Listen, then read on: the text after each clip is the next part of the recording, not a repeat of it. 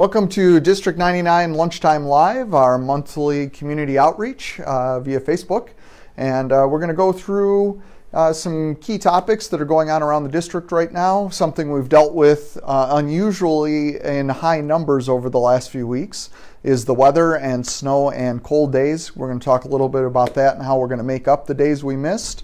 We're going to talk about our Deep Equity program, and then we're going to jump into some master facility plan updates with some key images about each of the schools and the changes that are going to happen over the next 3 years. At the end, we always take some quick questions, and then the next time we're back will be February 28th at noon. So as many of you know, we've experienced some weird weather over the last couple of weeks, and we had a day canceled because of snow. We had 2 days canceled because of cold, and we had a day back in November canceled because of snow as well. So the school calendar is being adjusted. We're making up the November day with a flexible learning day on February 18th. We're going to flex that day and play with time a little bit. And as many of you experience in your work settings, how time and space kind of get flexible, especially with the help of technology sometimes. So we're going to do that on February 18th. And then the 3 days from last week are going to be moved into May. So after Memorial Day, May 28th, 29th, and 30th, we'll have our final exams. The last day for seniors will remain as May 17th with graduation on May 24th. I want to talk a little bit about our Deep Equity program. We've been working on this for the last 3 years under the title of Deep Equity. Deep Equity is a program that's really designed for students and staff, and we're starting with our staff and bringing our students into this as time goes on. But the key of Deep Equity, you can see the quote up here, is the idea that teaching and leading in such a way that more of our students across more of their differences achieve at a higher level, and they engage at a deeper level more of the time without giving up who they are. And that's the key piece, is that we want students to develop who they are as individuals, and we want to help them do that by looking at each student as an individual and helping them grow. Some of the work that we've done has been through some institute days and some of the late start times that happen on Monday. We've been working on this. We have some full day workshops, and just this week we started some student sessions. This is related to some of our other social and emotional learning work that we do with students, such as Positively North and Mustang Way. We also have a staff development program called SEED, which you can see here is Seeking Educational Equity and Diversity, which really helps our staff look in on themselves and examine the lenses that they take into their work with our students. And then at each school we also have diversity advisors that help both support our staff and our students in the area of diversity. Yesterday was an exciting day. This was the first time that our staff that are planning Deep Equity met with our students that are coming together to plan the future of this for the whole organization moving forward. So kicked it off with a very exciting day yesterday. Now, providing some master facility plan updates. If you go to our website, I'll show you where that is later. We're releasing some longer form videos that dive into these updates, but I want to give you a quick overview of some of the new renderings and images that are coming around the master facility plan, as well as some insight into timelines and those kinds of things. We're going to start with South High. So this is, if you've tuned in before, you've seen this. This is kind of the layout at South. You'll see the very much grid pattern that's laid around South today, very boxy. And the first new floor design, you'll see a lot of curves connecting with this common space we've talked a lot about. The administrative suites getting centered in the front of the building so that students have easy access to counselors, social workers, the psychologists, the administrative team, deans, all of those folks will be supporting College and Career Center up in the front of the building. New auditorium. Here's that commons that wraps around, and there's actually an arts commons that now shows up on the front side of the building with our new arts wing, new culinary arts lab, refreshed library, and tech support center for our students. Also, some key new secured entrances, the new main entry, student drop-off. Those are currently flipping locations from where they are now, and a new event entry in the west events entrance. The main entrance and the events entrance are the two that people enter in throughout the school day, and these will be have secure vestibules so we can check people into those spaces when they arrive at our schools. Here's an image of what the front of South will look like. This should be done around the time students are returning next fall. With a new entrance, we have a nice area where students can gather underneath, protected from the weather, with some benches, and this whole front parking lot is being redesigned as well as a result. This is kind of taking a look at that from the other direction. You can see with the bus drop-off over here, a little spot for students to congregate, in our visitor lot over here. One of the challenges at South High that we've heard over and over again is that it's really hard to determine when you visit the school where the main entrance is. And these changes will definitely help identify that and provide a spot for our visitors to find their way in. Here's just another look at it at night. You can see how it's lit up here. I think it really does a nice job of making South High much more welcoming and definitely beautifies it for our community. Going over to the west event entrance, you can see some of those common themes developing and continuing with the curves. You can see the new auditorium in the background. Over here, there's a black box theater and a scene shop. Going over to the other corner of the building, this is the new academic addition for fine arts and for science. That's taking a look at it from the Dunham side, near 63rd. Dunham is you're standing out approaching 63rd. You can see that fine arts wing there, really making the front of South High look much different, adding a lot of needed space as well. This is stepping back and looking at it from the street so you can get that perspective of how it fits into the whole building. Now, moving into the Learning Commons, this is a key change at both schools, the idea of this Learning Commons, large space in the middle of each building that allows access to students to all the resources that they might need throughout the day. And it also allows us to change our schedule for the day, where our 20-minute lunch period will now become a full hour for lunch and study hall within that whole space. On the back of that commons will be a new culinary arts lab. Those will actually come online at South next year. And then the student service administration in the front of the building, as I said, pulling all those resources to the front. That's part of the new redesign of the front of the building that will be in place for next school year as well.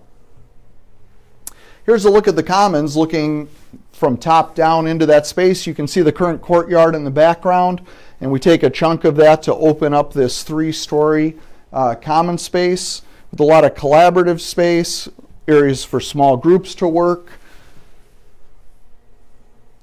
Here's a look as if you kind of came down onto the first floor and looked. You'll see some small group meeting rooms here, College and Career Center, attendants and deans and counselors, all accessible from this common space. Turning around and looking the other way, you're looking back down that hall along this curved glass wall that right now is the courtyard that really isn't usable, especially on days like today. Now we get to take advantage of that space. And you can see the theater entrance off here in the background in what's currently now a hallway. That new auditorium that will be built, if you've been following the storyline, you know that our current auditorium is way too small for the size of our school. So this will give us a true performing arts center at South High. Here's the entrance to the theater on that first floor that we were talking about. One of the features we're adding is a small cafe.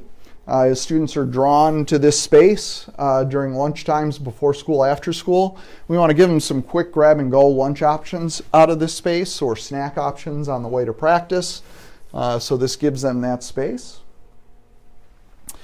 So an idea of what's going to happen here over the next few years, as I mentioned, main entrance, secure vestibule, administrative center, culinary arts, and the second turf field at South all are in place when students return for the next school year. Then after that, the following year is that addition, that's the fine arts wing and the science center. And then the following year, we're getting ready for the auditorium and the learning commons. So over the next 3 school years, there's going to be a lot of construction going on at South High, but it's going to be a brand new school at the end of that. Moving to the north side of town, current floor plan. This is the building today. A couple of key points here around this courtyard. We're going to follow some of the same ideas at north that you saw at south. So really focusing in on that learning commons that'll come online at north.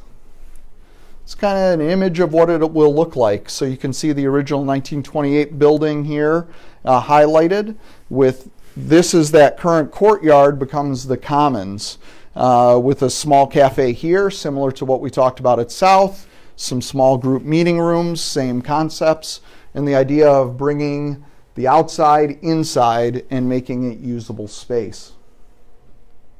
Here's another look from the back side of that, looking back at those meeting rooms you saw.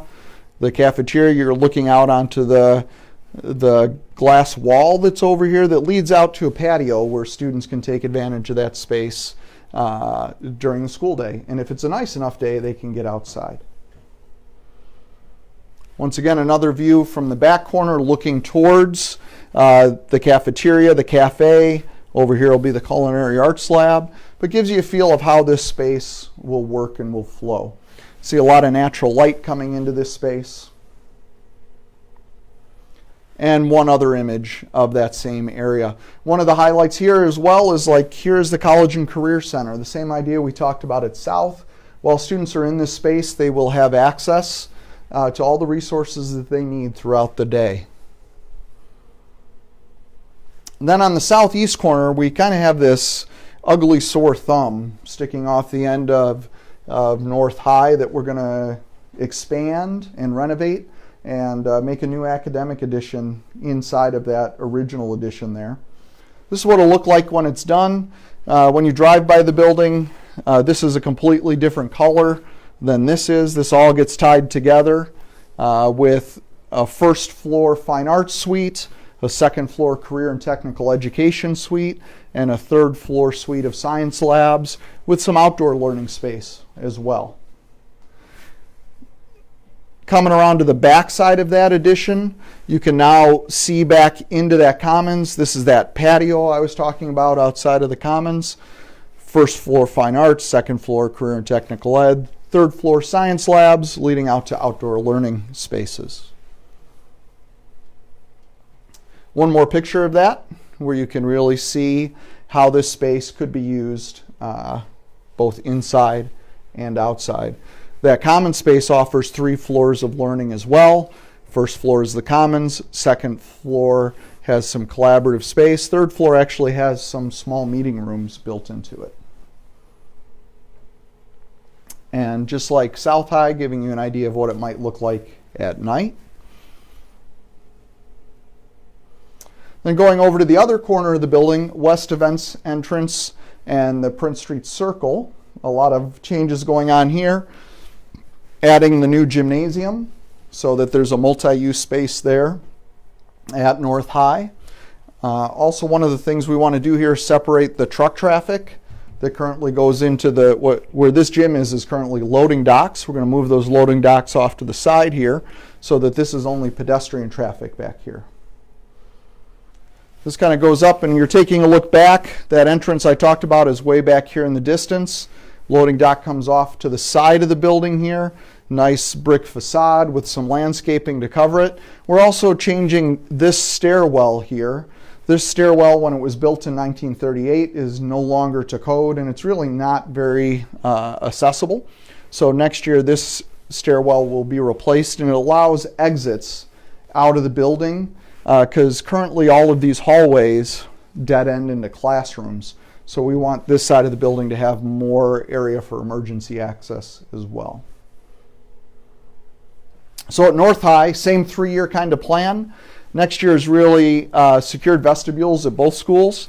We really do the building services renovation, moving where that is, and the loading dock.